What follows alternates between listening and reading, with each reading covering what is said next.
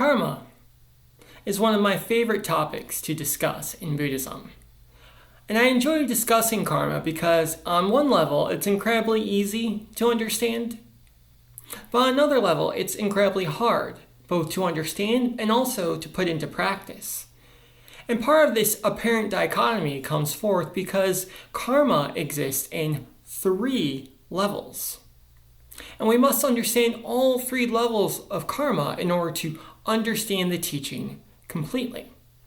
Now, these 3 levels of karma relate directly to the 3 levels of reality, which I've discussed in previous Dharma talks. I'll try to include a link to that talk somewhere on this video, but if I forget, you can simply type 3 levels of karma, search for that in my channel, and the talk should come up.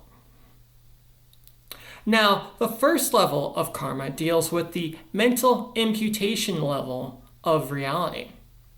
Mental imputation level is simply the thoughts, feelings, emotions we use to understand the world around us. This is how we know the difference between the floor and the ceiling, between a flower and a tree, between the sun and the moon, etc. And at this level of reality, karma can best be understood as cause and effect. When we throw a ball up into the air, that creates a cause. And the effect is that eventually it will be taken over by gravity and it will come back down to the earth. If we throw the same ball in the house, that creates another cause, and the effect potentially is that we'll break something. Which is why all of us growing up were told by our parents, don't throw balls in the house. Now, at this level of karma, we simply need to understand that our actions have consequences. And that sounds very simple, but it's also difficult because our minds are filled with desire. They're filled with greed, anger, and ignorance, which stops us from being able to see the effects of the karmic causes that we create. We have a desire to play ball, so we throw the ball in the house, not realizing we're probably going to break something. We have a desire to stay up and watch a movie, not realizing that staying up late is going to cause us to feel tired and cranky in the morning. Cause and effect is simple.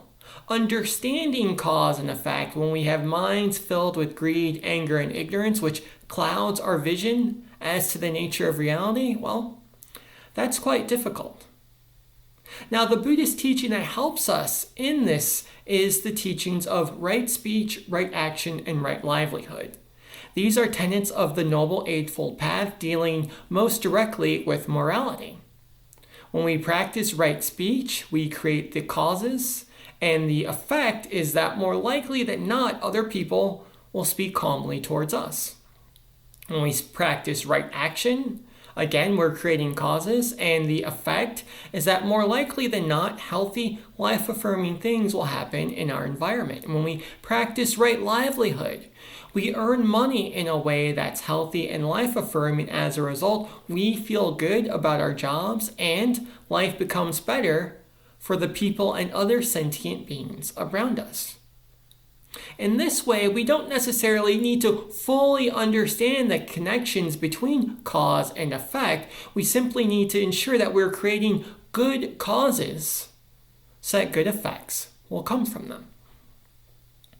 At the second level of reality, which is the dependent origination level, karma can best be understood in a group context. All beings are an aggregate of other things. This is the teaching of dependent origination. As a result, we are not simply affected by our karma, we are also affected by group karma. Families have karma, companies have karma, countries have karma. And this karma is an aggregate of all the karma created, all the causes and effects created by the individuals that are a part of said group. So for example, if you are part of a company, you are creating and affecting the karma of that company when you show up on time, when you do your job well, when you are kind and compassionate towards your coworkers. That said, other people are also creating karma, and thus the karma of the company as a whole may be negative. So if you have executives that are misappropriating funds, or maybe they're greedy and they want to drive up third quarter profits, they may lay off you and your coworkers, not necessarily because you did anything wrong. You're simply being affected by the karma of the organization that you're a part of. So what this means for us as Buddhists is that we always work to create good karmic causes, not just for our benefit, but also for the benefit of the organizations, the family, the country, the company that we're a part of, the neighborhood, etc. Understanding that by doing so, as the people around us benefit, we also benefit, because just like they're affected by our karma, we are affected by their karma. We are all an aggregate of other things. The Buddhist teaching that relates directly to this level of karma and reality are the tenets of right view and right intention, which are the first and second tenets of the Noble Eightfold Path. When we practice right view, we see the world clearly, understanding that our karma is interrelated and interdependent with the karma of others. And when we practice right intention, we make the decision to create good, positive causes in the hopes that it will create good, positive effects both for ourselves and the people around us as well. At the third level of karma, the third level of reality, we are dealing with the Dharmakaya nature, also known as the Dharmakaya or the Buddha nature of reality. Now, at this level, we need to understand that all sentient beings are manifestations of the Buddha body. And because we are all manifestations of the same Buddha body, in the same way that all waves are made of water because they come from the ocean, all people are Buddhas because they come from the Buddha body. All beings are Buddha. Now, unfortunately, we don't always act like Buddhas because we have the defilements of greed, anger, and ignorance, which cover over our Buddha nature, but that's a talk for another day. For this talk, what we need to understand is that in relation to karma, every action that we take part in plants seeds in the Buddha body. And those seeds manifest, they grow when causes and conditions are correct. What this means is that just because we do good things today, it doesn't mean that good things will happen to us today. It may take hours, days, weeks, months, even years for the conditions to be correct, for the effects of our karma to come into play. Similarly, if we do bad things today, it doesn't necessarily mean that bad things will happen to us today, tomorrow, or next week. It may take years, it may take seconds for conditions to be right, for our karma to come back to us, so to speak.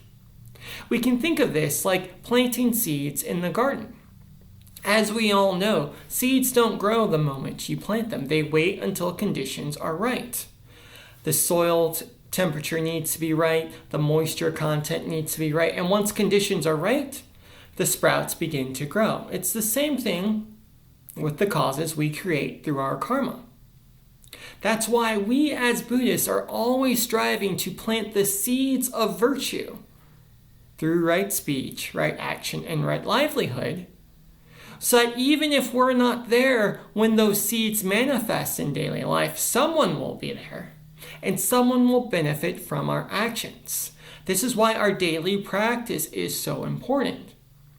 No, the world might not change right this instant because we're meditating, because we're chanting, because we're studying the sutras, but eventually it will, because eventually those seeds we planted in the soil of reality will grow up into mighty trees and create shade for all sentient beings to benefit from. In the same way that we might plant a literal tree in the soil, understanding that we probably won't be there by the time it's full grown. As Buddhists, we plant the seeds of virtue through the actions of our daily life, understanding that even if we're not there to see them grow, someone will benefit. To understand this level of reality and this level of karma, we have the tenets of the Noble Eightfold Path, which are right effort, right mindfulness, and right concentration.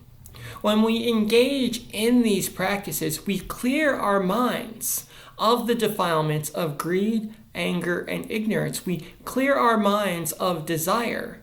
And as a result, we're able to see the nature of reality clearly. We're able to see clearly the seeds we're planting, and we're able to see clearly what's going to grow from them. So you can think of it as, at the first level, we're doing the right thing kind of out of rote. We're just practicing the Dharma as it's taught. At the third level, we're doing the right thing because we have a deep understanding of what's going to happen as a result of us doing the right thing, and by extension, what could happen if we do the wrong thing. For fully enlightened beings at this level, they can see the karmic connections of all reality. This is why the Buddha was able to remember his past lives. This is why it's been said that some Buddhist masters in the past were able to see into the future, because they could see the karmic threads coming together, the karmic seeds that had been planted, and they could see what conditions were necessary for those seeds to grow. Now, what's great is we don't need to be at that level to be of benefit to others. We simply need to understand that when we plant the seeds of virtue through our actions, we are creating goodness, good causes and good effects for ourselves and others. Amitabha.